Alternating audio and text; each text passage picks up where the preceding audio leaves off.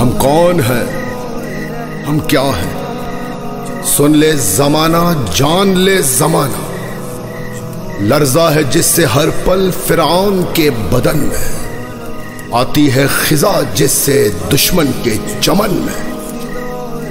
ہمارا یہ افتخار کہ ہے خامنۂ رہبر، ہم عاشقان رہبر، ہم ہیں خمینی لشکر، خمینی لشکر۔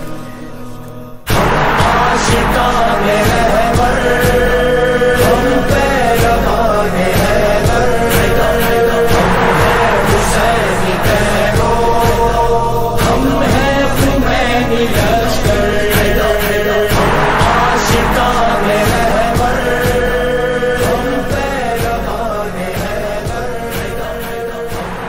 حسینی کہو۔ اعوذ باللہ السمیع العلیم من الشیطان الرجیم، بسم اللہ الرحمن الرحیم۔ الحمد للہ الذی لا یبلغ مدحتہ القائلون ولا یحصی نعماءہ العادون ولا یؤدی حقہ المجتہدون، ثم الصلاة والسلام علی النبی الامی المکی المدنی القرشی الہاشمی الذي سمي في السماء بأحمد وفي الأرضين بأبي القاسم محمد صلى الله عليه وسلم، ثم الصلاة والسلام على أهل بيته الطيبين الطاهرين المعصومين الذين أذهب الله عنهم الرجس وطهرهم تطهيرا، اما بعد فقد قال اللہ الحکیم فی کتابہ المحکم وقولہ الحق۔ بسم اللہ الرحمن الرحیم۔ وما كان المؤمنون لينفروا كافة فلولا نفر من كل فرقة منهم طائفة ليتفقهوا في الدين ولينذروا قومهم إذا رجعوا إليهم لعلهم يحذرون۔ مومنین کرام، ائمہ علیہم الصلاۃ کے دور میں فقہا کا کیا کردار رہا؟ ائمہ علیہم السلام کے دور میں فقہا نے کون سی خدمتیں انجام دی ہیں؟ یا یوں کہہ لیں کہ ائمہ علیہم السلام کے دور میں فقہا تھے بھی یا نہیں؟ اگر تھے تو ان کے کام کیا تھے؟ انہوں نے کیا کیا؟ ان کی ضرورت کیا تھی؟ اگر ہم ائمہ علیہم السلام کے دور میں فقہا کے کردار کو سمجھ لیں، ان کی خدمات سے باخبر ہو جائیں، تو غیبت کے دور میں فقہا کی اہمیت اور عظمت کو جاننا ہمارے لیے بہت آسان بھی ہو جائے گا اور بہت مفید بھی رہے گا۔ کیونکہ ہمارے ہاں ایک بہت بڑا سوال جو آج کل کیا جا رہا ہے وہ یہ ہے کہ بھئی ہم تو امام کی بیعت کریں گے، ہم تو امام کی تقلید کرتے ہیں، کیونکہ ان حقائق سے آشنائی نہیں ہے، کیونکہ تقلید کی معنی کا پتہ نہیں ہے، کیونکہ فقہا کی اہمیت اور عظمت کا ادراک نہیں ہے۔ ائمہ کے دور میں فقہا کی خدمات سے آشنائی نہیں ہے، تو ہمارے لیے یہ سوالات پیدا ہوتے ہیں۔ لیکن جب اگر ہم خود یہ دیکھیں کہ خود ائمہ علیہم السلام نے اپنے ہی دور میں فقہا کا خود اپنی زبانی تعارف کروایا ہے، اگر ہم یہ دیکھیں کہ خود قرآن مجید یہ حکم دے رہا ہے کہ کچھ لوگوں کو دین سمجھنے کے لیے اپنے گھروں سے نکلنا چاہیے تاکہ وہ جائیں، دین کو سیکھیں، دین کو سمجھیں اور پھر لوٹ کر آئیں، اپنی قوم کو سمجھائیں، قوم کے لیے لازم ہے کہ قوم ان کی بات پر عمل کرے۔ اسے ہی تو اجتہاد اور تقلید کہتے ہیں، اسے ہی تو فقہا کی خدمت کہتے ہیں۔ سورہ مبارکہ توبہ میں آیت نمبر 122 میں رب العزت ارشاد فرما رہے ہیں کہ وَمَا كَانَ الْمُؤْمِنُونَ لِيَنْفِرُوا كَافَّةً، یہ تو ہو ہی نہیں سکتا کہ تمام کے تمام مومنین یک دم کوچ کریں، سب کے سب ایک ساتھ نکل پڑیں۔ کس چیز کے لیے وہ آگے بیان ہوگا. یہ نہیں ہو سکتا کہ سب کے سب نکل پڑے. فَلَوْلَا نَفَرَ مِنْ كُلِّ فِرْقَةٍ مِّنْهُمْ طَائِفَةٌ. سب نہیں جا سکتے. ایسا کیوں نہیں کرتے کہ ہر گروہ میں سے، ہر قوم میں سے، ہر قبیلے میں سے چند افراد نکل پڑے؟ سب تو نہیں جا سکتے، لیکن کچھ تو جا سکتے ہیں. کچھ کیوں نہیں جا رہے؟ کرنا کیا ہے؟ لِيَتَفَقَّهُوا فِي الدِّينِ. کام یہ کرنا ہے کہ وہ دین میں فقیہ بنے. اب یہ افراد علم دین حاصل کرنے کے بعد، فقیہ بننے کے بعد اپنے معاشرے میں لوٹ آئیں گے اور معاشرے کی ہدایت کریں گے. معاشرے کی ذمہ داری یہ ہے کہ یہ ان فقہا کی باتوں کو مانیں اور ان پر عمل کریں. سورہ توبہ کی آیت 122 میں خالق کائنات فرما رہے ہیں کہ لِيَتَفَقَّهُوا. یہ افراد دین میں فقیہ بننے کے لیے آئیں. دیکھیے، یہ مسلمہ حقیقت ہے کہ انسان مدنی بالطبع ہے، اجتماعی زندگی بسر کرتا ہے. کوئی بھی تنہا زندگی بسر نہیں کر سکتا. اب جب انسان مل کے رہتے ہیں تو ان کی مختلف ضروریات ہیں. کچھ افراد ایک ضرورت کو پورا کرنے میں لگ جائیں، کچھ افراد دوسری ضرورت پورا کرنے کے لیے کام کریں، کچھ افراد معاشرے کی تیسری ضرورت کو پورا کریں. ایسا نہیں ہو سکتا ہے کہ تمام کے تمام افراد ڈاکٹر بن جائیں. پھر علاج کس کا کریں گے؟ سب ڈاکٹر بن جائیں گے. ایسا نہیں ہو سکتا کہ تمام کے تمام افراد مولوی بن جائیں. وہ کس کو سنائیں گے؟ تو یہ عقلی بات ہے. سورہ توبہ کی آیت 122 اس مسئلے کی طرف اشارہ کر رہی ہے کہ تمام کے تمام افراد فقیہ نہیں بن سکتے.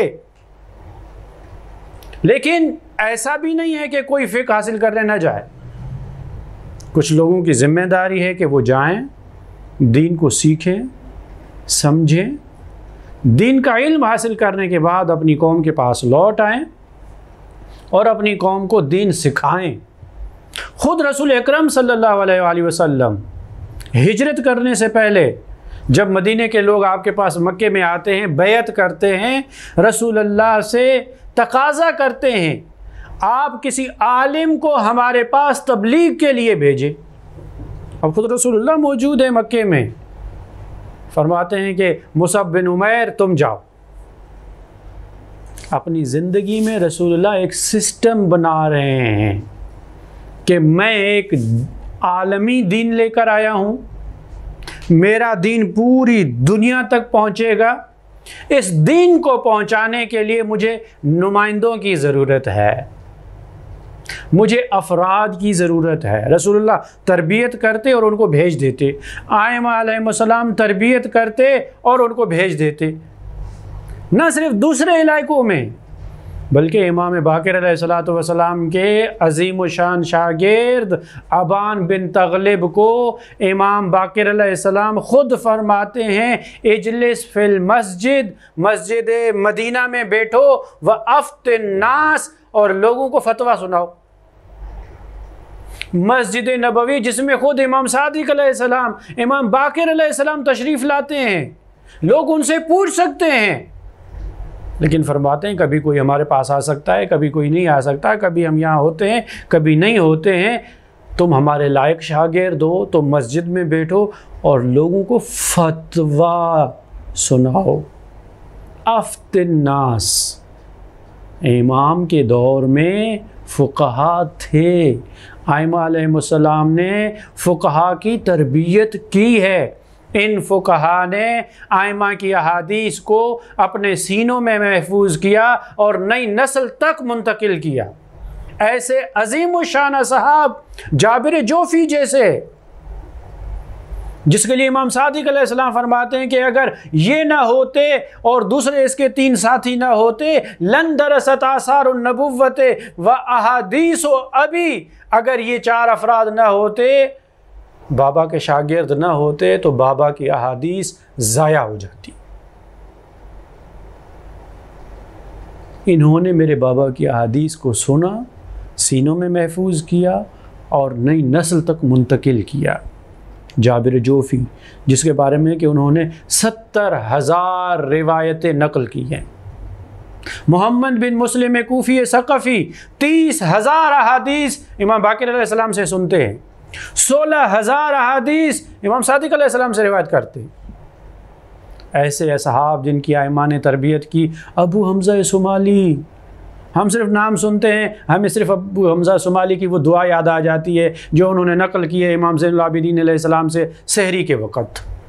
لیکن کیا فضیلت رکھتے تھے. امام صادق علیہ السلام فرماتے ہیں اے ابو حمزہ سمالی، جب بھی تمہیں ٹائم ملا کرے ہمارے پاس آ جایا کرو، تمہیں دیکھ کر میرے دل کو سکون ملتا ہے. ایسے اصحاب. امام محمد تقی علیہ السلام کے شاگرد ہیں علی ابن مہزیار. مولا خط لکھتے ہیں انہیں، اے علی ابن مہزیار، ہم نے تمہیں اطاعت میں، ہم نے تمہیں مختلف امور میں آزمایا. اور امام کے الفاظ دیکھیں کتنے عجیب ہیں. فرماتے ہیں کہ ہم نے تمہیں آزمایا، اور اگر ہم یہ کہیں میں نے اپنے اصحاب میں تم جیسا کوئی نہیں دیکھا، اس میں ذرے برابر مبالغہ نہیں ہے. ایسے افراد کی ائمہ نے تربیت کی ہے. اور پھر خود ہی فرمایا ہے اگر ہم نہ ہوں ان سے پوچھ لیا کرو. زکریا بن آدم قم میں ہیں. امام رضا علیہ السلام سے کہتے ہیں مولا تھک گیا ہوں قم میں، چاہتا ہوں قم کو چھوڑ دوں. فرمایا نہیں، قم میں رہو، لوگ تمہارے پاس مسئلے لے کر آئیں، ان کو فتویٰ دو، ان کے مسائل حل کرو. سسٹم ائمہ علیہ السلام اپنی زندگی میں ہی بنا رہے ہیں. غیبت کا دور نزدیک ہے. امام نقی علیہ السلام وکلاء کے نظام کو پوری دنیا تک نافذ کر رہے ہیں. ہر شہر میں اپنا نمائندہ معین کرتے ہیں. ہر کوئی تو نہیں پہنچ پاتا امام معصوم تک. فرمایا ان سے پوچھو. اور امام زمان جل اللہ تعالیٰ فرجہ شریف ارشاد فرماتے ہیں کہ میں غیبت میں جا رہا ہوں. اچھا، غیبت صغریٰ میں تو نواب اربعہ کو معین کیا، یہ نائب ہے، اس کے بعد یہ نائب ہے، پھر نام لے کے یہ نائب ہے. چوتھے نائب کو خط لکھا کہ اب کسی کو نائب معین نہیں کرنا، اب نام لے کر معین نہیں کرنا، اب ہم صفات بتائے جا رہے ہیں جس میں یہ صفات پائے جائیں. فَأَمَّا مَنْ كَانَ مِنَ الْفُقَهَاءِ صَائِنًا لِنَفْسِهِ حَافِظًا لِدِينِهِ مُطِيعًا لِأَمْرِ مولا مخالفاً لِهَوَا. جو ایسا فقیہ ہو جو اپنے مولا کی اطاعت کرنے والا ہو، پرہیزگار ہو، خواہشات نفسانی کی مخالفت کرنے والا ہو، ایسا فقیہ ہو فَلِلْعَوَامِ أَن يُقَلِّدُوهُ. عام لوگوں کو چاہیے کہ ان کی طرف مراجعہ کریں، ان کی تقلید کریں. آج کل مصیبت یہ ہے کہ ہم الفاظ میں الجھ گئے ہیں. ہمیں تقلید کے لفظ سے ڈرایا جا رہا ہے. تقلید، ہم جی کسی دوسرے کی تقلید کریں. بھئی تقلید یعنی جو نہیں جانتا وہ اس سے پوچھے جو جانتا ہے. نہ جاننے والا جاننے والے سے پوچھے. بری بات ہے.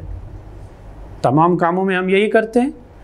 میں بیمار ہو گیا، میں ڈاکٹر نہیں ہوں، بیمار ہو گیا، مجھے نہیں پتا اس بیماری کا علاج کیا ہے، میں نہیں جانتا. کس کے پاس جانتا ہوں؟ جاتا ہوں جو جانتا ہے. میں نے گھر بنوانا ہے، مجھے نقشہ بنانا نہیں آتا، کس کے پاس جاتا ہوں؟ جس کو آتا ہے. ہم تمام کاموں میں ایسا ہی کرتے ہیں کہ جو نہیں جانتا وہ جاننے والے کے پاس جاتا ہے. دینی کام میں بھی یہی کرے. آپ نہیں جانتے اس سے پوچھیں جو جانتا ہے. یہی پوچھنا، یہی تقلید ہے. اس میں کون سی قباحت ہے؟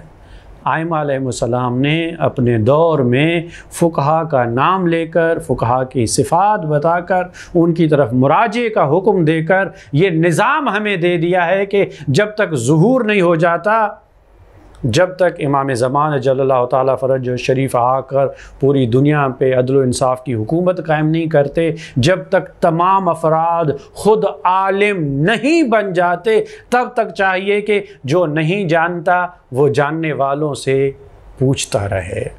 دعا ہے کہ خالق کائنات ہمیں قرآن و حدیث کی نورانی تعلیمات پہ عمل کرنے کی توفیق عطا فرمائے۔ والسلام علیکم ورحمۃ اللہ وبرکاتہ۔